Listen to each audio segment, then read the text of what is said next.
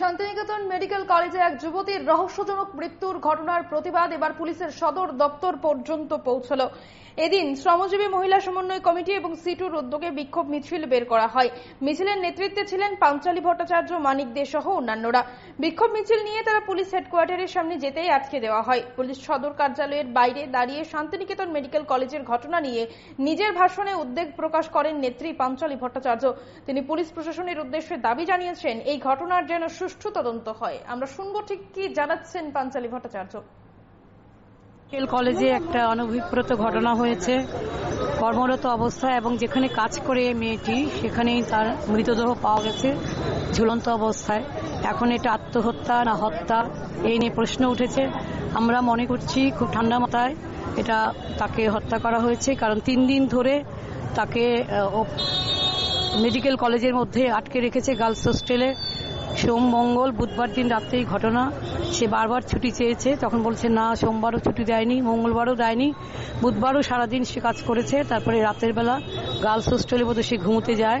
তখন কি ঘটনা ঘটেছে আপনারা তো সাংবাদিক, আপনারাই তো আমাদের সামনে এটা তুলে ধরেছেন।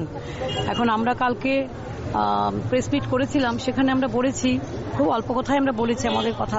সিআইটুর পক্ষ থেকে all India coordination committee of working women, এটা একটা উইমেন সাব কমিটি সিআইটু, তার পক্ষ থেকে আমরা আজকে এসেছি প্রতিবাদ জানাতে। এখান থেকে ঘুরে বটতলা হয়ে আমরা ফায়ার সার্ভিসে পুলিশ হেডকোয়ার্টারে যাব, সেখানে আমরা বিক্ষোভ দেখাবো।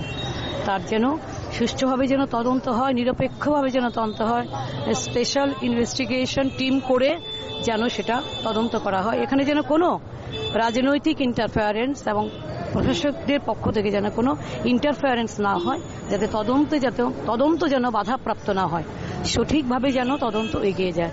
এটাই আমরা চাইছি, এটাই আমরা দাবি জানাবো আজকে বিক্ষোভের মধ্য দিয়ে।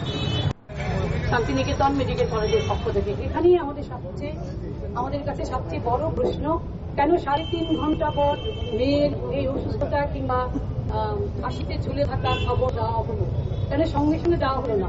দ্বিতীয় প্রশ্ন আমাদের কাছে, তার ডিউটি থাকে সকাল 9টা থেকে বিকেল 5টা অবধি পর্যন্ত। সোমবার দিন তাকে আটকেছে, বলছে তোমার রাত্রে ডিউটি করতে হবে।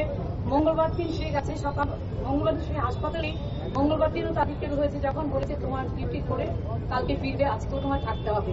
বুধবার দিনও অনুরূপ ভাবে তাকে আটকে রাখা হয়েছে, অন্য কিছু দায়িত্ব দিয়ে হাসপাতালের অন্য জায়গা ছিল গার্লস হোস্টেল।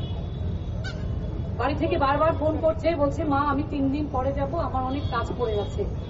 মনে হচ্ছে সবটাই পূর্ব পরিকল্পিত করে তাকে হাসপাতাল চত্বরে আটকে রাখা এবং তার উপর আক্রমণ নামে আসা। কি কারণে আক্রমণ, কি কারণে নির্যাতন, কি কারণে ফাঁসি কাস্টে ঝুলিয়ে রাখা, আমরা এখন পর্যন্ত বুঝতে পারিনি। কালকে আমরা পক্ষ থেকে শ্রমজীবী নারী সমন্বয় কমিটির পক্ষ থেকে আমরা 10 জন ওদের বাড়িতে গেছিলাম, গিয়ে মার সঙ্গে বাবার সঙ্গে মার সঙ্গে কথা বলা যাচ্ছেই না এমন অবস্থা। মার অনেক কষ্ট করে বসিয়ে বুঝিয়ে ওনার জিজ্ঞেস করো আপনি কি বিচার চাইছেন? বলে হ্যাঁ আমি বিচার চাইছি, এটা হত্যা, এটা একেবারে হত্যা। কেন বলা হচ্ছে আত্মহত্যা? আমার মেয়ে কেন আত্মহত্যা করতে যাবে? সে অফিস করছে, কাজ করছে। আজকে আমার ছেলের জন্মদিন, সন্ধ্যাবেলায় ও বলেছে বাড়িতে এসে কেক বানাবে ভাইয়ের জন্য। সবকিছুই তো স্বাভাবিক, কোনো অস্বাভাবিক আচরণ তো তার মধ্যে দেখিনি। সুতরাং কি করে আমরা বিশ্বাস করবো? আর মারা যাওয়ার 3.5 ঘন্টা পরে কেন খবর দেবে? আমরা বললাম সিসি ক্যামেরা অন ছিল, বলে আমরা কি অন পেয়েছি, আগে অন ছিল কিনা বলতে পারবো না। আমরা বললাম আপনার আগে ফুটেজ কেন দেখতে চাইলেন না? সে যে সত্যিই সে হোস্টেলের ভিতর ঢুকছে কিনা, বলে এত তো আমরা চিন্তা করিনি, খারাপটা তো আমরা ভাবিনি, ভেবেছি কালকে তো সকালেই চলে আসবো।